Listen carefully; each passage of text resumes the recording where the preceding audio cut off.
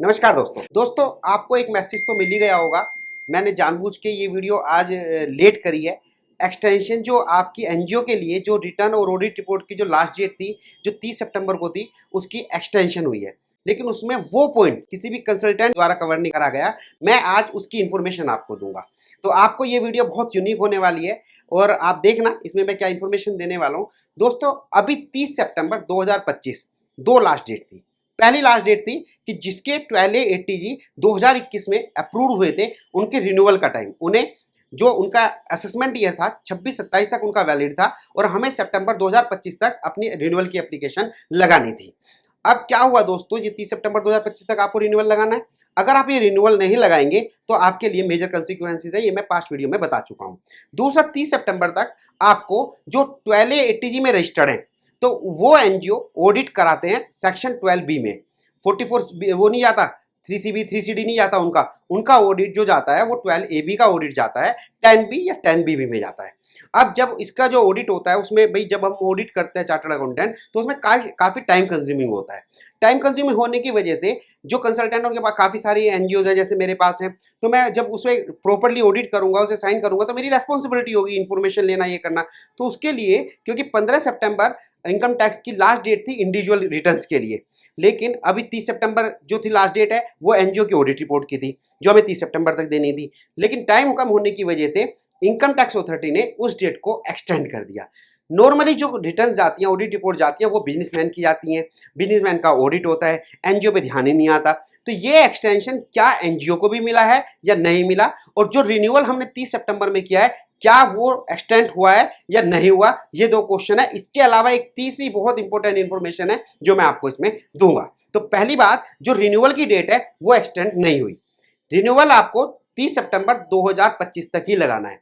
और मैं गारंटी से कह रहा हूं, जितने रिन्यूअल आपके पास 12A ATG के रिन्यूअल 2021 में हुए थे, जिनके पास परमानेंट था और अब उन्हें रिन्यूअल कराना है, काफी सारी एनजीओ रिन्यूअल की एप्लीकेशन लगा ही नहीं पाएंगे, क्योंकि लैक ऑफ इन्फॉर्मेशन। मेरे पास काफी सारी क्वेरीज आती हैं जिसमें कंसल्टेंट खुद कहते हैं कि भाई असेसमेंट ये 26-27 तक वैलिड है ना, तो हम तो 26-27 के बाद लगाएंगे, और अगर पहले लगाना है तो हम तो 2026 में, सितंबर 2026 में लगाएंगे। बहुत सारे कंसल्टेंट ने ये पूछा। आई प्रूव कि नहीं, लो आप गलत इंटरप्रेट कर रहे हैं। आपको रिन्यूअल की एप्लीकेशन 30 सितंबर 2025 से पहले पहले लगानी है लो के हिसाब से। तो जब उनसे डिस्कशन हुआ तो वो भी सेटिस्फाई हुए इस चीज को। तो इस वीडियो के थ्रू मैं आपको ये बता रहा हूँ, आज मैं डिक्लेयर कर बहुत सारी एप्लीकेशन नहीं लगेंगी इस गलतफहमी में। जैसे मैंने 2021 में आपसे कहा था कि जब आप ये गलतियां होंगी प्रोविजनल के बाद, आप प्रोविजनल में 3 साल का सर्टिफिकेट है और आप 3 साल के बाद लगाएंगे तो फाइनल आपको 6 महीने के अंदर करना है, ऐसा बताया था ना। ऐसी ये गलतियां हो तो आपको ध्यान रखना है, अगर आपका फाइनल रजिस्ट्रेशन 12A ATG का है तो 30 सितंबर से पहले किसी भी तरह से आप अपनी रिन्यूअल की एप्लीकेशन लगा देना। अब सर कहेंगे कि सर गलती से नहीं लगा पाए, या तो क्या इसका कोई सोल्यूशन है? नहीं है, हम नहीं लगा पाए, कोशिश करी थी, नहीं लगा पाए, नेट नहीं चला, साइट नहीं चली, हमें पता ही नहीं था नंबर ऑफ रीजन के बाद कि 30 सितंबर के बाद हम एप्लीकेशन नहीं लगा पाए, तो क्या होगा? सर होगा तो बहुत कंसिक्वेंसेज हैं।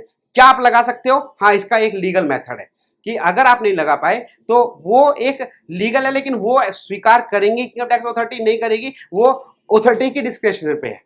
तो अगर मैं पहले तो रिक्वेस्ट ये करूंगा कि सबसे पहले 30 सितंबर तक लगाना।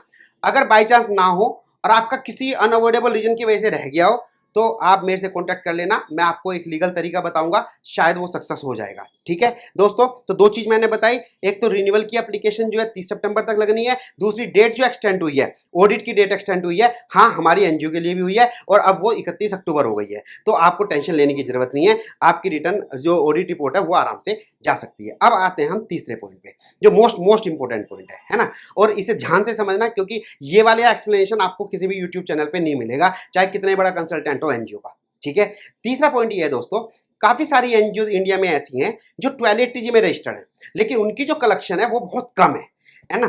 तो क्या जो 12A ATG में है उन्हें ऑडिट कराना जरूरी है? ये जो डेट एक्सटेंड हुई है वो किसकी हुई है? जिसकी ऑडिट है 30 सितंबर, ये जो 30 सितंबर है, ऑडिट कराना जिसे कंपलसरी है उसकी डेट एक्सटेंड हो गई। और जिन्हें ऑडिट कराना कंपलसरी नहीं है, क्या उनकी भी डेट एक्सटेंड हुई है? नहीं, उनकी डेट एक्सटेंड नहीं हुई। उसकी इनकी जो रिटर्न थी वो लास्ट टाइम पे उन्हें डिपॉजिट करनी थी। ठीक है, लास्ट जो ड्यू डेट निकल चुकी है उस पे करनी थी। तो आपकी ये ध्यान रखना है, क्या आप ऑडिट में कवर हैं, चाहे आप ऑडिट में कवर नहीं है। अगर ऑडिट में कवर नहीं है तो क्या कंसिक्वेंसेज हैं, ऑडिट में कवर है तो आपकी डेट एक्सटेंड है। मोस्टली एनजीओ में ऑडिट में कवर नहीं होते, जो छोटी एनजीओ होती हैं तो उनके लिए डेट एक्सटेंड नहीं है। ध्यान रखना उनका क्या सोल्यूशन है, केस टू केस बेसिस पे है, सब अलग अलग है। तो अगर आपका भी क्वेश्चन इस तरह का है कि सर हम ऑडिट में कवर है नहीं, क्या हमारी डेट एक्सटेंड हुई है नहीं है, रिटर्न भर गई तो ठीक है, आपने ऑडिट रिपोर्ट सबमिट कर दी फिर तो कोई मैटर ही नहीं है। नहीं करी उनके लिए मैं बता रहा हूँ। पहली कैटेगरी है आपकी कि भाई आपने ऑडिट में कवर हो, दूसरे में ऑडिट में कवर नहीं हो, क्या आपके पास डेट एक्सटेंड है, क्या आपके डेट एक्सटेंड नहीं है। तो ऐसे कुछ सिचुएशन ऐसे हो सकती हैं, आप एनजीओ चला रहे हैं, 1280G है लेकिन आपको ऑडिट की जरूरत नहीं है और आपके लिए डेट एक्सटेंड नहीं है या है, ये डिसीजन लेना एक मोस्ट इंपॉर्टेंट पार्ट है। दोस्तों मुझे उम्मीद है अगर इससे रिलेटेड आपकी कोई क्वेरी है तो आप मुझे SMS व्हाट्सएप कर सकते हैं, मैं आपके केस को देख के क्लैरिफाई करूंगा सो दैट, क्योंकि अगर आपने टाइम पे ऑडिट रिपोर्ट ना दे या रिटर्न ना भरे तो 1280G इफेक्ट हो सकता है, आपके ऊपर एक प्रॉब्लम क्रिएट हो सकती है, मेजर कंसिक्वेंसेज हैं। तो इस इंफॉर्मेशन को बहुत ध्यान से देखना और उसे महसूस करना अपनी एनजीओ के रेस्पेक्ट में कि क्या आप कवर है नहीं है, और कोई भी क्वेरी आप मेरे से पूछ सकते हैं। थैंक यू सो मच, फिर मिलते हैं नई वीडियो के साथ।